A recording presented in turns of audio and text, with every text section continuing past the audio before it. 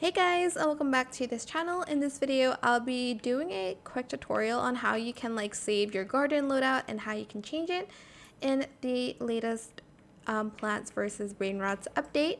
So right now this is my loadout. I know it's messy, but it works, you know.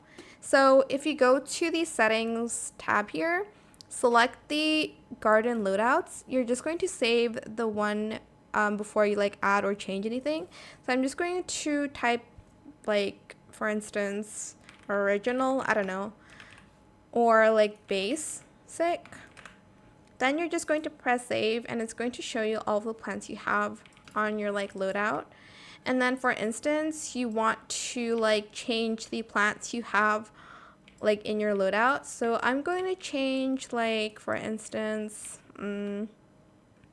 let's see, what should I change, this tomato one with, tomato one with, for instance, let's do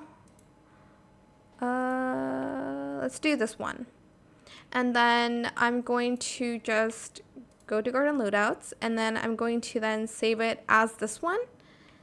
And then I will have this as a loadout. But if you want to change it, you're just going to go to settings, garden loadouts again, and then load. And it's going to load out your garden slot, the first one, I guess. But that is it. I think it's pretty neat they have that. I hope it was helpful for you guys.